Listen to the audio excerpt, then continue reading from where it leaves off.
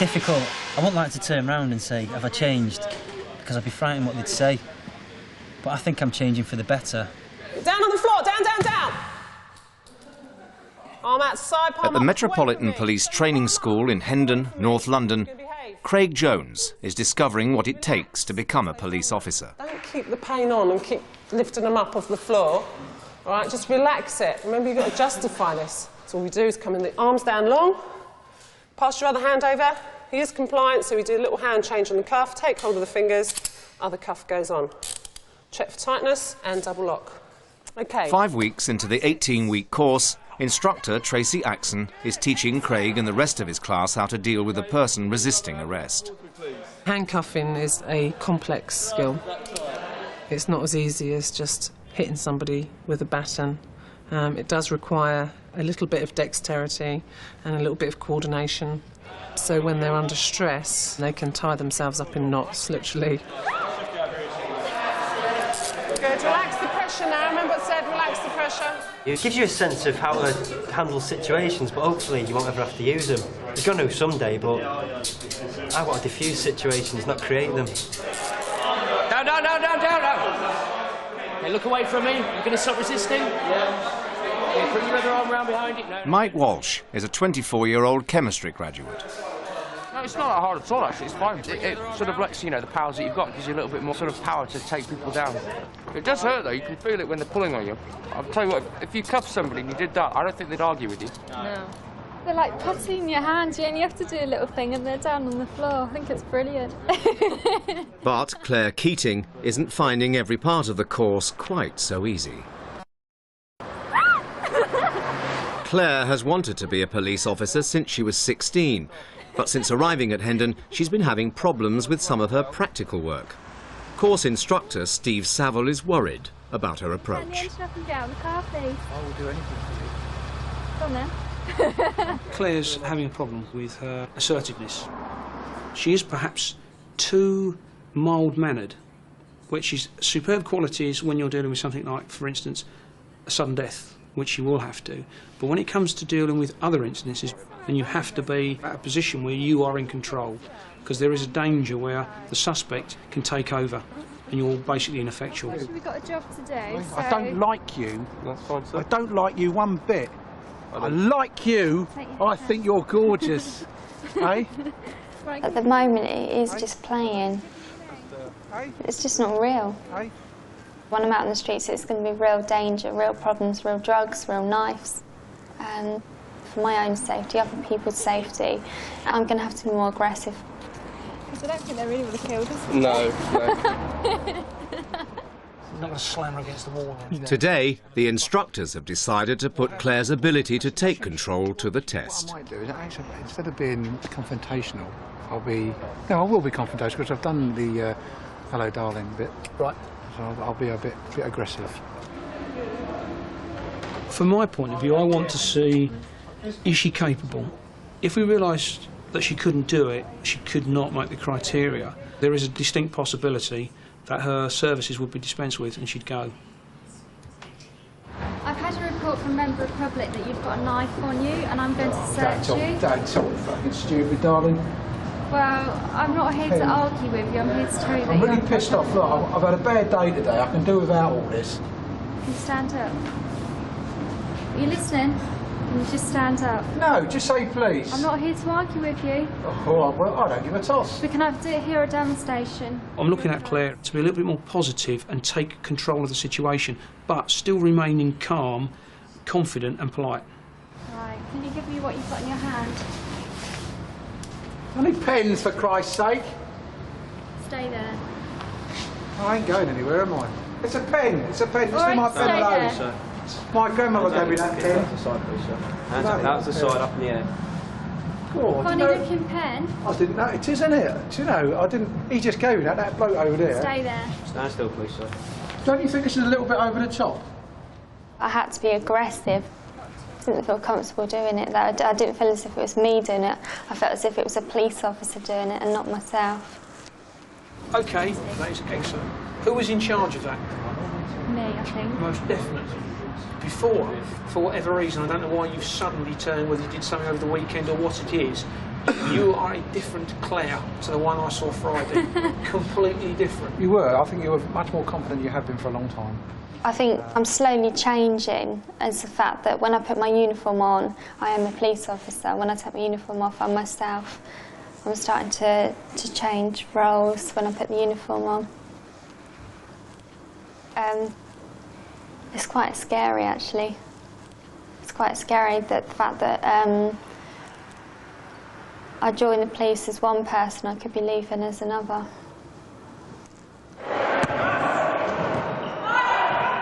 While they're at Hendon, the recruits are expected to keep fit. But it's backfired for one of the class. You feeling all right, mate, anyway? Harinder Bobra's injured his leg playing football. Some of his class have come to see how he is. If I can, even if I have to struggle, I'm going to go sit that exam tomorrow, because last thing I want to do is start falling behind with my work. When are you supposed to be out putting weight on it? I don't know, I've got to go back to hospital on Monday morning. But the trip to hospital with Sergeant Burgum reveals Harinder has torn a ligament. It means he'll have to leave the class and join a later course. What we're going to do now is we'll go back, we'll do the paperwork, and we'll see what you're going to go back to. Well, it'll only going to be 3 or 4 weeks behind them. The pain will come when they're passing out, and you'll still be there. Yeah, I've never liked that game of football, see? I've always said it's dangerous. That's why, isn't it? There are bigger setbacks than this in your job, I can tell you that. To be honest, I never thought that they'd support me or help me the way that, you know, to see some of them though, you know, they were ironing my shirts and... Well, that's what it's all about though, isn't it? That's the whole ethos for Iron Service. You look after each other.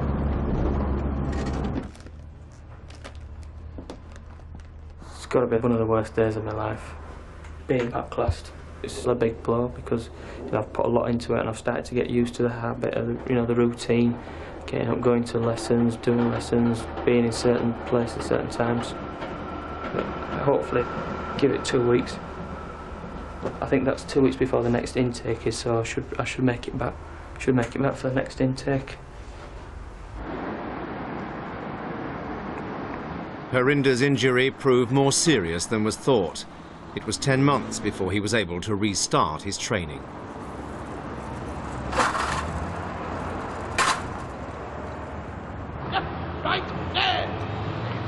For the rest of the class, term continues. In recent years, the Met has attracted a lot of criticism for its policing of multicultural communities. Since the Macpherson report on the death of Stephen Lawrence, 1 week of the training course is now devoted to teaching the recruits how to police London's diverse population. Hi, so first, hello, good please. I'm PC Breeze from Kingsgate Police Station. Been given a message over my radio. This Diversity Week was implemented by the man in charge at Hendon, Commander Richard Cullen. Near the youth club. Diversity Week attempts to actually focus the officers' attention on what they need to do to police our diverse communities. I've had an allegation that there's a possibility there's been some drug dealing. It is about understanding the communities that we actually serve. Because I've been given this. It's about dealing with the issues of prejudice, dealing with stereotyping. I need to do is search you to see if you've got any drugs on you at the moment. Dump the word fairly. It's actually about treating people appropriate to their needs.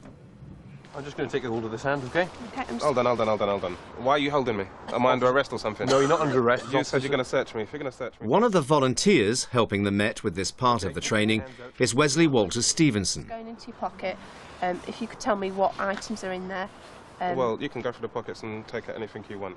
Okay. The purpose of me coming here was giving emphasis to the officers of what the black community have gone through. You're just going to have a look in your pockets and your trousers, sir. Go for it. Because even though they may not be racist, they may not even harbour any racist views, but they've gone into an establishment that have a legacy of it. It's a legacy of discrimination. Excuse me, sir. I'm going to just ask you a few questions. My name's PC Hutton from Kingsgate Police Station. This is PC Hagger from Kingsgate Police Station as well. I've had a call come through on my radio that you've been in the area for quite a while and you've been exchanging some packages with a few people. Can you tell me what you're doing in the area? I just come, well, I actually visit a friend, not too far from it. Can you tell me what you was doing around by the youth club? What youth club? Ricky Utting's performance is being monitored by instructor George Marshall. You only wanted to ask a couple of questions. I've told you where I've been. What do you want? Right, OK. As I say, I've had an allegation come through and they said... I'm looking for Ricky to fully explain the reasons why he is speaking to this person. That gives me reasonable grounds to the search. reason for the stop, any information he has about the stop. Search me on what grounds? But also to take into account the individual's needs. What is this individual's expectations of the police? This is why we involve the lay contributors to give their experiences and how they perceive the police. So I'm a drug dealer now? That gives me reasonable grounds to search you. What allegations? Who did it come from? That you've been dealing, sir. Yeah, I've been dealing, so you're calling me a drug dealer, are you? I'm not calling you a drug telling you, dealer, yes, sir. you just did. You just told me I've been dealing in white packages. You know something? You can take a run and jump because you ain't searching me. If you can just listen to me. No, okay? I don't need to listen to you. I'm giving Who you are the you? grounds now. No, you ain't told me nothing. You ain't told me nothing. Yeah, you can take a run and jump. You can go and suck out. I'll tell you one thing now, yeah? Listen, just because I walk in a predominantly white area, yeah, and I'm a black guy, you think you can just walk over and treat me like shit? Don't talk to me like I'm shit. I'm going to search you. No, don't talk. What we're talking about is understanding the black community. What grounds have you given me? What you said? They have to understand their perceptions. What have they been through? What have they heard? No, don't put your hands on me. When a black person gets stopped, how do you interact? How do you make that first initial contact with someone without being aggressive? Well, you know something? I think you're a stranger to the truth. No, don't touch me. Don't put your hands on me. Don't. Right. No. Right. Watch the road there. That's it. Whoa, whoa. Right. Let's end it there. End it there. Okay, thank you. Right. Okay. Thank you, Wesley. Okay. Back to the classroom. We'll come up and have a discussion about it shortly. You're all right. I think you were spot on. I just think you discussed Maybe it with went on him a too bit much. too long. Yeah, you just got on with it. Definitely. At the end of the day, he got arsey with you straight away. Yeah. Irrespective of what colour it is. I mean, he was the one who brought the colour thing into it. He got arsey with you, and you should just have gone in and done the search. Yeah. But I thought it was excellent. Got a bit of a run there, Ricky. Because like you guys, you don't think that there's a problem because that's you guys, but the people who've gone before you have helped create the problem. It's like you may not have seen it, but from my point of view, I was just walking, and sorry to say, I picked up aggression because it was the body language and the stance. It had me on the back foot straight away. Paul? Yeah, when I was asked to look at the body language, and you could see almost from the beginning, Ricky was quite offensive. No, not offensive, but he was on the attack, which I thought might have built up a barrier right from the outset. I mean, just the stern look on his face from the beginning could have created a problem. James? I don't think I agree with Paul about Ricky. I thought Ricky went in at a really good level. He's really calm all the time. I think they did really well. Can you expand on that? What sort of body language were you picking up? Well, Ricky's face was serious for one. So then it was like, Yes. But you've got a lovely smile. Look at it. Look. See? Michael? I think with regards to the race issue, I think Ricky and Alex were excellent. There was no hint of prejudice whatsoever. They were just treating Wesley as I've seen us all treat anybody else in any other role play. Wesley, he was the one who was straight away saying, it's because I'm black. You know, he was the one who was bringing the point across, whereas these two really couldn't have cared less what colour he was. And I think that could perhaps be a problem that we have out on the streets, where it's nothing to do with whether we have a prejudice. It's almost the fact that people with that attitude, you know, make the problem for themselves. Right now, what Michael just said, it could be construed that some black people will create problems for themselves. But then, what instances or interaction have they had with the police beforehand? Yeah. From my point of view, I've had some nightmares with the Met. I've been in instances where, you know, I've had officers actually sit down on me and kick the living daylights out of me. Even when I'm walking the street, I'm more in fear for what might happen because I'm expecting the unexpected. It's like, am I going to be the next one? And am I going to be the next death in custody? Am I going to be the next mysterious death on the street? I don't think so. Check in your song.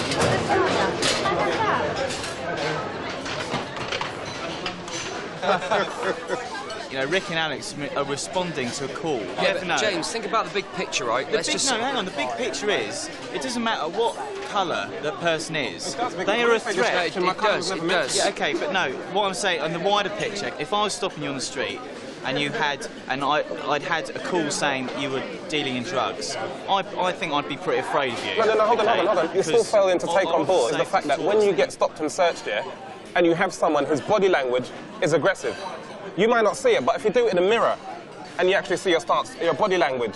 Oh, just a face. No, hold on. It's up to us to calm the situation down and tell you why we've done it. But if you're going to be hostile, we've got a difficult.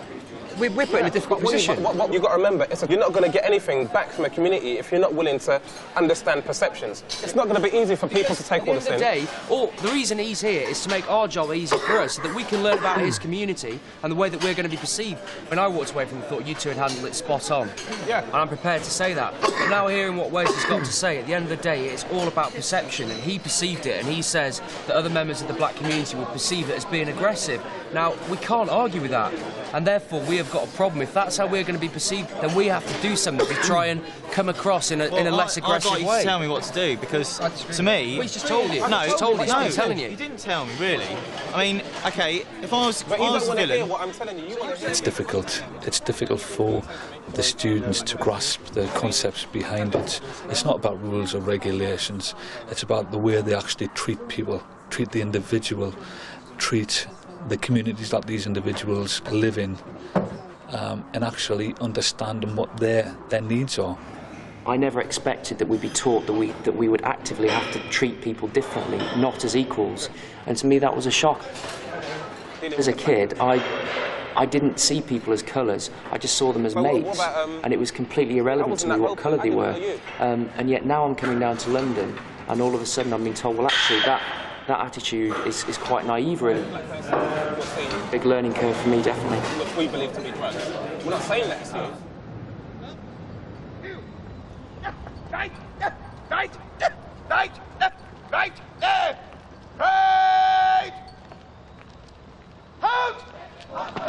Thank you, people. Good morning. Sit down. Weekend? Good. All right, and ready for another battle this week?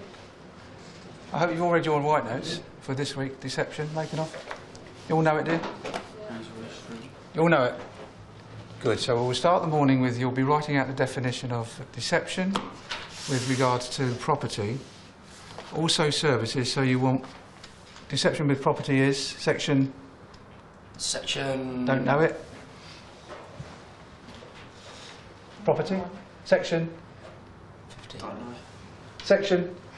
15.1. Well, you just looked at your book, didn't you? So you don't know it. Obtaining services by deception? 15.3. No. 1-1. 1-1. Of what year? 78. Well done. There's one person knew that. You've got to get your grips around these definitions, people, because this week is a hard week. Your parents and your loved ones are here this morning, and I don't want them coming into my class and seeing that you don't know the subject. For one day of the course, Hendon opens its doors to the recruits' family and friends, so they can see for themselves what goes on at the school. It's a chance for Sergeant Burgham to show how the recruits are taught. Right, ladies and gentlemen, this is what we call a role play, where we set up a situation and try to make it as real life as possible. Are you taking the proverbial out of me? On my back? No, it's not. Oh, that's all right then. I get concerned when you're behind me. Especially with hair like that. Stop it. OK, there you go. Go on, did you call the police? Yeah, I did, yeah. PC1 from Kingsgate Police Station. Oh, yeah. The thing is, see that bloke over there? Yeah. Right, well, he's coming in, he's had his haircut, and I'm doing a special offer, 50p if you're a pensioner. So he's bought in this pension book. So I've been cutting his hair, and as I've been cutting it, I've realised that it's a fake pension book. What are you doing, mate? I want him done. Right, OK. Right, OK, so now have you got anything to say about that? I've just been hard up at the moment. You know, police pension doesn't cover much. OK, would you like to stand up? I'm arresting you for deception. You do not have to say anything. Sorry? I'm arresting you for deception. You do not have to say anything, but it may harm your defence if you do not mention when questioned something which you later rely on in court. Anything you do say may be given in evidence. Do you understand that caution? Eh? Yes. OK, right, sit yourself back down.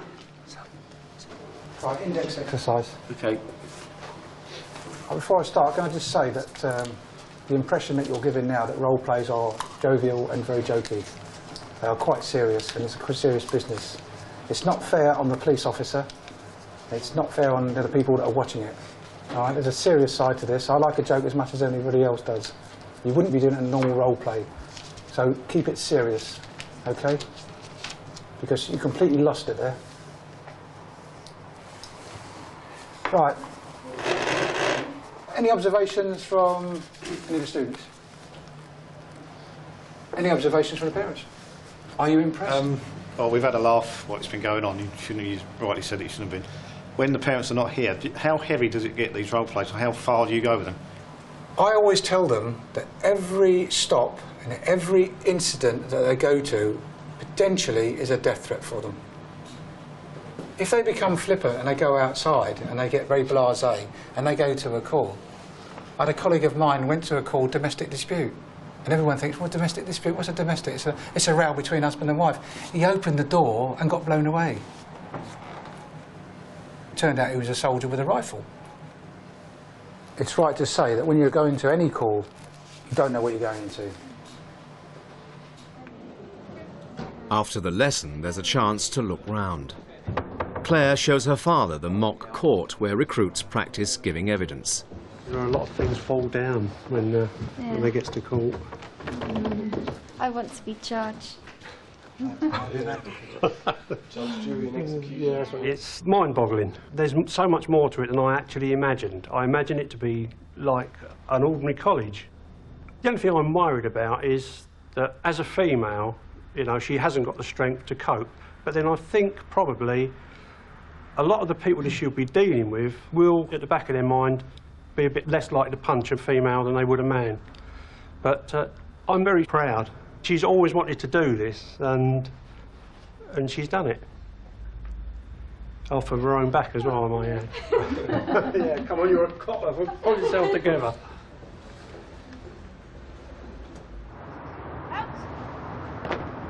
Although Claire and the rest of the recruits are 2/3 of the way through the course, there are still some major hurdles ahead. Today, Claire has to retake the fitness test she failed in week 3. Academically, I'm doing really well. It's just the fitness that's the problem with me. If I fail, then I'll have to consider whether I'll be continuing with this career, which would be devastating because it's what I've always wanted to do. But if I'm not up to the fitness standard, then maybe I shouldn't really be here. Claire's not the only one whose career hangs in the balance. Since he began the course, Mike's attitude has repeatedly brought him to the attention of Sergeant O'Leary. There has been some friction within his class. Me and Mike have talked a lot about the way that he is perceived by individuals. He sometimes comes across as quite challenging. People who have met Mike have come to me to say, I wasn't very happy with the way that he spoke to me. And that is really important in terms of being a police officer. It's not just important with regards to adapting to your police environment within a police station or on your team. It's important in dealing with members of the public.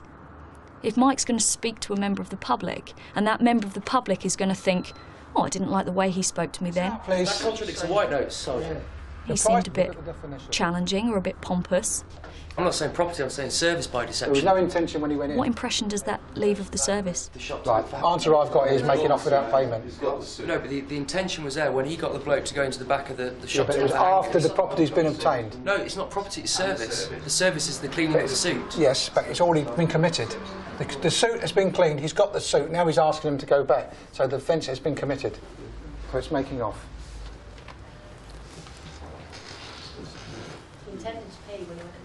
It's been decided that Mike should attend a review board, where his future at the school will be discussed.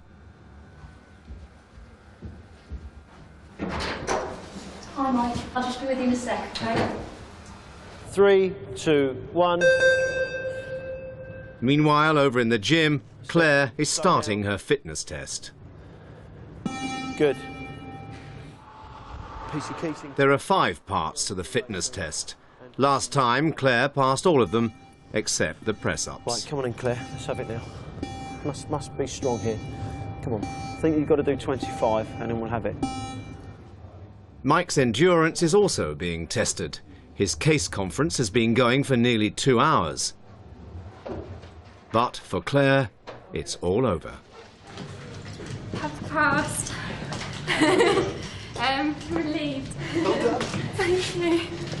Really, really relieved. I couldn't believe it, and I started getting tearful just before the press-ups because I didn't think I could do it, and everyone had to turn their face the other way.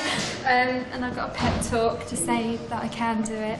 And I did 21, I had to do 20. But, so I'm really pleased. That's it now.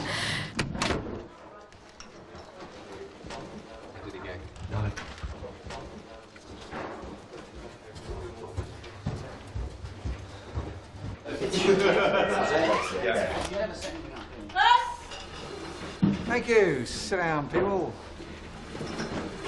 Just smiling faces today. First of all, I'd like to congratulate Claire. She did exceptionally well. A couple of serious issues, though. Sergeant O'Leary wants to address you.